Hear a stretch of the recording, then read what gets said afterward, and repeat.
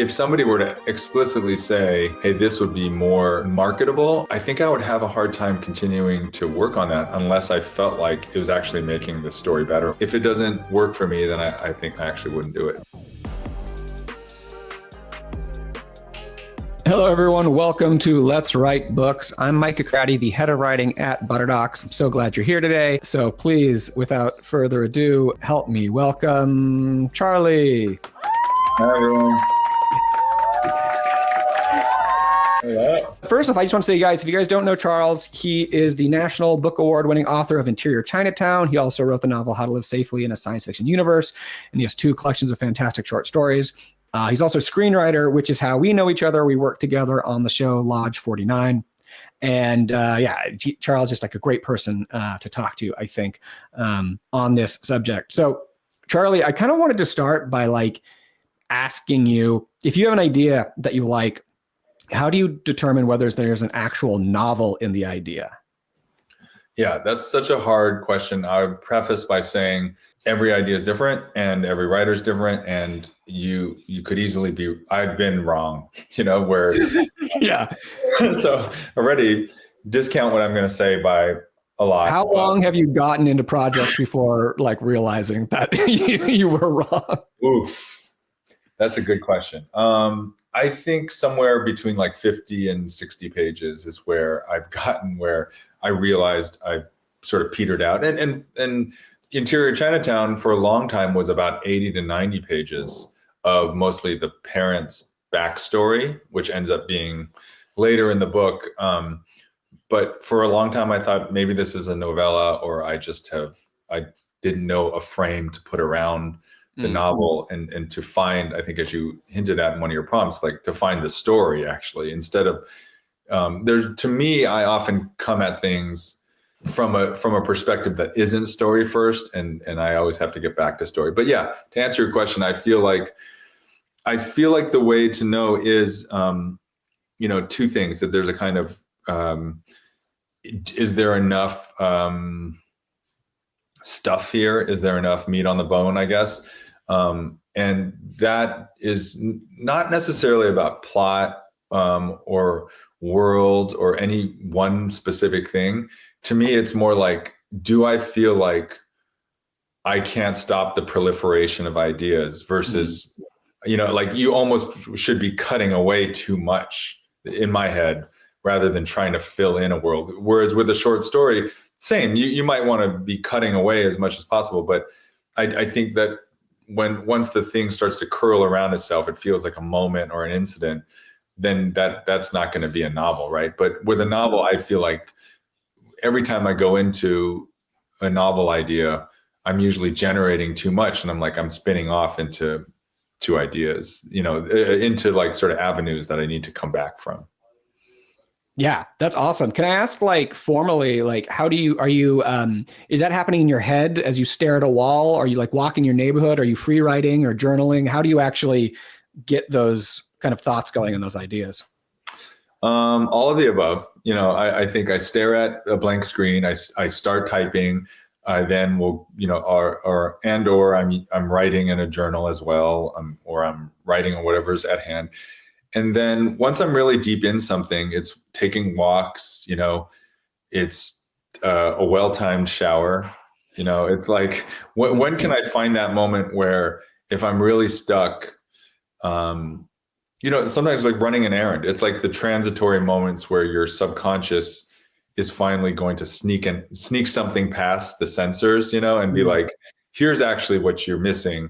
But yeah, I feel like you sort of need both. You need the banging your head against the wall, kind of go at it, and then the let yourself breathe. And then usually, for me anyway, that's when there's a kind of breakthrough. I love that, sneaking it past the sensors thing. That's one of the reasons why I love free writing. And my free writing is so weird. I talk to myself on the page. I'm like, okay, so what are we doing? I talk to myself in the third person, and it just feels like if I do it in that way, so it's I'm not actually trying to figure out story beats or anything like that. I'm just sort of going over it, and that there's permission for the ideas to sneak through, in that format without the pressure of trying to actually solve, the problem directly. You strike me though. I mean, I've read enough of your writing that I feel like and tell me if this is wrong.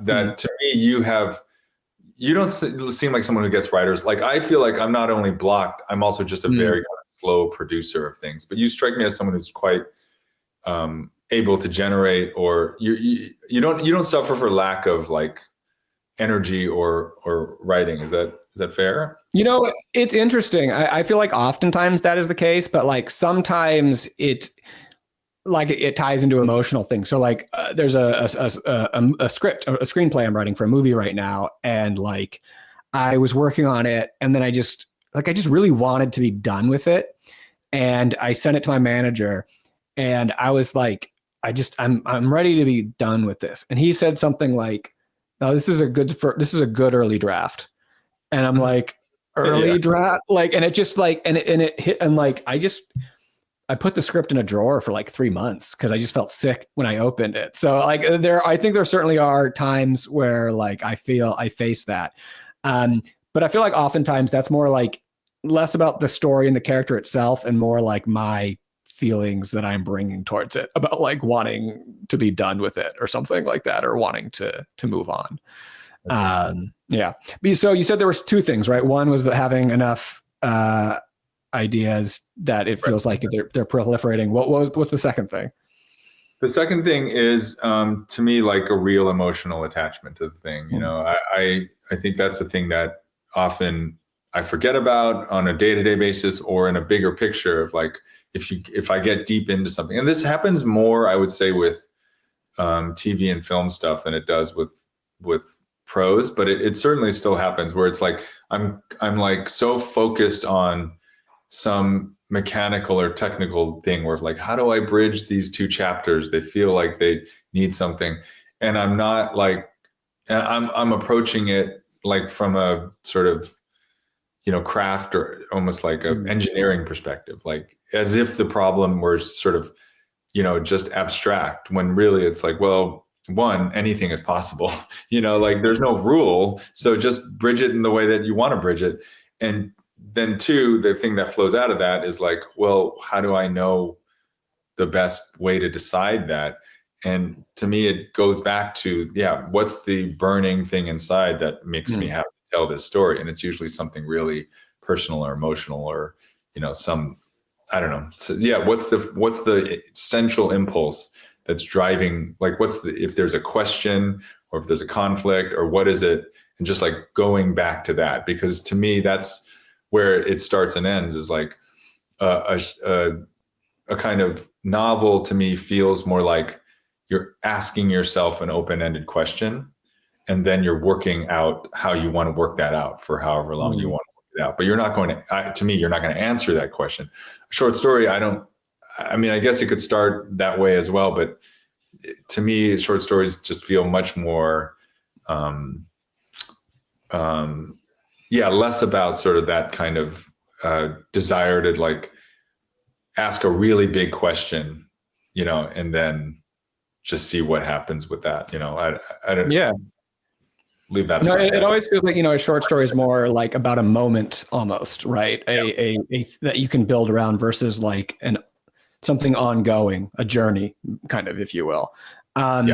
One thing you said in there I think is really important, and that is like when you're trying to figure out like the right thing to do to like bridge those problems, because I feel like that is oftentimes, especially like newer, younger or writers, you know, who are getting started, face that because they want to do it the right way. Right? Like I see this a lot. People are like asking the answer to something like, how do I do this the right way? And like, maybe they haven't developed that muscle yet of sort of like trusting their gut in some sense. Like how do I don't know. I don't know if this is a hard question maybe, but like, how do they know?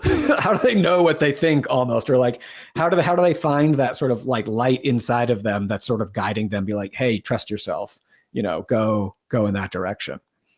Yeah, failure, I think is you know, I think you got to do it. Practice failure.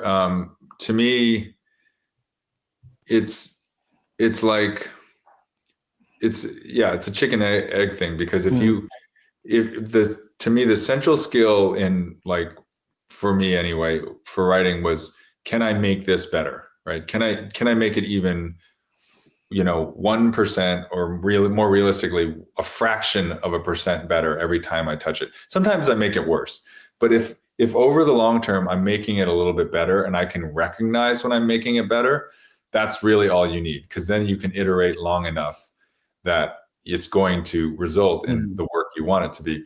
And you're right, Mike. I feel like there's no, it's like, well, like if you're shooting baskets, if it went in or not.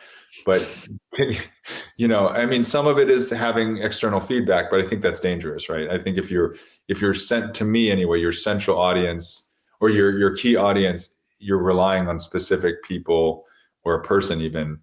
I mean, it can be super valuable to have a group or an editor or somebody, a trusted, collaborator who can read and tell you. But, it's so if it's a purely internal compass and it's somewhat subjective, if not completely subjective, like how could you possibly know? I feel like it's honesty, it's reading it aloud. Do you, yes, I often open what I'm working on and hate it and hate myself and close it immediately, or immediately go on the internet and want to avoid it.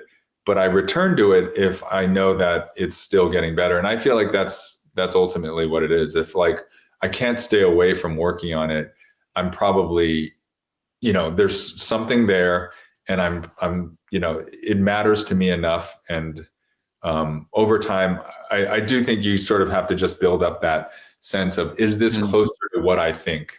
There's a question here from Nephew, and she says, what happens when you're emotionally invested in your story, as you should be, and the powers that be make you change your baby in order to get to market? How do you cope? And I think there's another way of also looking at this question in terms of like when you have that personal compass and you're trusting it, like you think this is the right way, but obviously you want it to be published, you want it to come to life, you want commercial success. How do you kind of reconcile those two, perhaps, contrasting forces? Oof. I mean, that's a hard question. I won't pretend that I've never made changes based on external. I have an editor, I have an agent, and they're both really great readers. They're better readers than I am. They suggest changes all the time. I have to trust them that they're not doing it in a way that is untrue to the impulse or to the story, and that they're not doing it for some cynic. And I do trust them. But if somebody were to explicitly say, hey, this would be more marketable for me, I think I would have a hard time continuing to work on that unless I felt like it was actually making the story better, or I could incorporate that in a way that, it would still be true of, like it still would work. I don't know that I could, like, someone go, no, how about, instead of dragons, it's robots. I mean, I just don't know if I could exactly do that. Everyone has to make their own choices, but for at least for my prose writing, TV and film is a wholly different beast that I don't want to go into right now. But like for my prose writing, I feel like that's very much, if it doesn't work for me, then I think I actually wouldn't do it. So yeah, it is interesting. And sometimes I feel like I'm incapable of doing it. Like it's just, what is that? I don't know what that thing is. Like writing's very hard. And like, if it's a thing I'm not interested in, then like, how do you get yourself to put in the amount of time and energy like it would take to write that thing? Like it almost seems like an impossible task.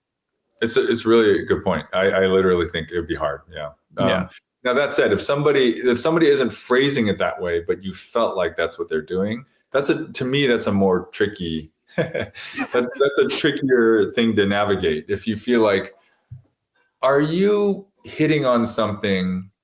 It's the whole note behind the note thing. It's like, I always try to take every note, at least at face value, as to the reader of this is sincere and intelligent and touching on something that isn't quite working for them as a reader of this. So that must tell me something. And so that's one way to interface with it, is to say, I hear what you're saying and I'm looking at the story and I'm not going to change them into robots, but I think maybe what you're saying is, something that I could look at. And to expand on that, if you're not familiar with the phrase, the note behind the note, oftentimes someone will give you a note on something because there is some issue there, but they might not be able to put their finger on it. identify it or give you a solution to it. But the fact that they felt the need to give you a note kind of can sometimes indicate there's something there. There's some issue there that the reader doesn't really know what it is or how to solve it. And maybe they give you a bad suggestion or something else. But that if you look at it as the writer, you might be able to find the note behind the note, the thing behind the problem that was, motivating them to give you this note, even if the note itself was misguided. And I think I really believe in that oftentimes getting bad notes can be helpful if you sort of look at the underlying things. Charlie, you mentioned that you don't really start with plot kind of when you're building your story. What are you starting with? Is it a character, a problem, a relationship? What kind of is the nugget or the platform that you kind of start to build off of? Yeah, for me, the most interesting is an idea. And I think that's like a central kind of question, or that I then have to sort of figure out how to build that into somebody's, life or a relationship. But the problem with that for me is, it's hard to spin out something much longer than a short story just from a pure premise, right? From a what if this, or it's not so much a what if. For me, it's like the idea that, work has dehumanized us, and it's as if we don't really even, it's like I wrote this short story where you could outsource parts of your life to people who live in India, and like that came from an initial impulse of me working as a lawyer and feeling like I was selling my time, and then imagining sort of, me also knowing that like I have a very privileged existence and wanting to imagine a sort of much more difficult version of that. But that's a short story that ends up being 7,000 words. I don't know that I had a novel in me about that, because I think it comes centrally out of a premise, right? So for me, like a novel, I think it just comes from like a central question that I'm just grappling with, like, how is this person going to get over the death of the person they love most on earth? How is this person, like, I'm just dealing with something so big that I'm not going to answer it or close it. There's a lack of closure about it. Yeah, that's awesome. As you were talking, you might have heard me typing, because I thought maybe of what the central question is for my novel, and it popped in my mind, like, I need to get that down. So I think that's so great to think about, like, what is this big idea that you're exploring, and that, like, it shouldn't be an easy question, right? Like it shouldn't. You probably have no idea how to answer it, and you may never know how to answer it, even at the end of the novel, but you've explored it like in some interesting way, at least.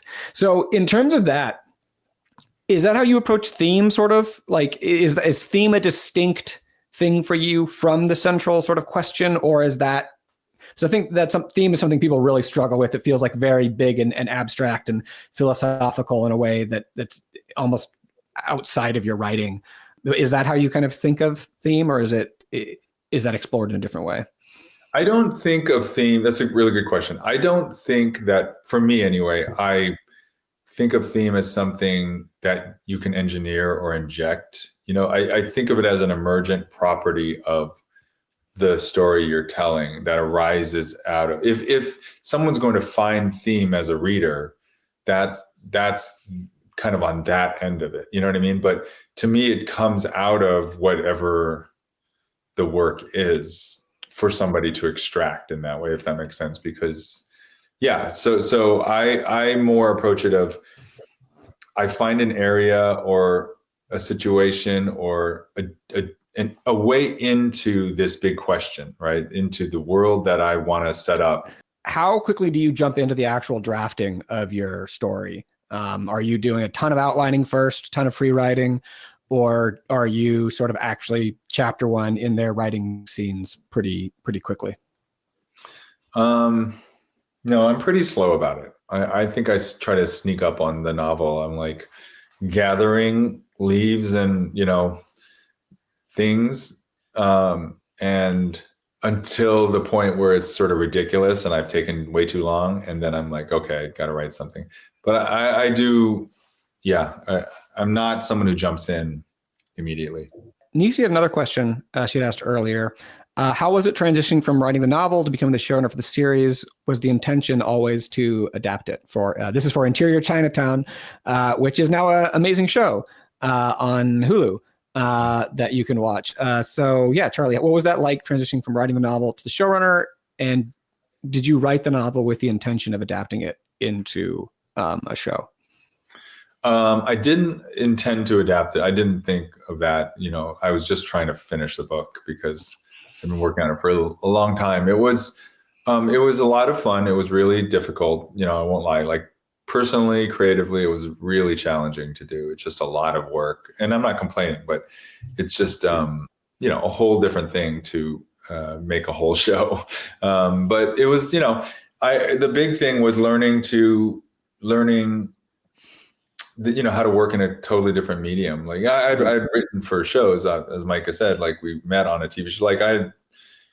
But when you're actually making something and trying to tell a story visually rather than through language, it's a very different skill set. I think it's always fascinating. Do you have an office that you write in generally? You write in coffee shops? What's kind of your ideal writing environment? I wrote up until very recently, up until 2 years ago, I wrote in like coffee shops or just in a corner of my house, sometimes my car, the garage if I needed, in a closet or in the garage if I just needed real quiet. Now I have a little bit of a home office, which I'm sitting in. So it's very messy. Otherwise I'd show you, but it's nice to have a space, but it's also very close to the kitchen. So that's not great. I'm just too much snacking. Yeah.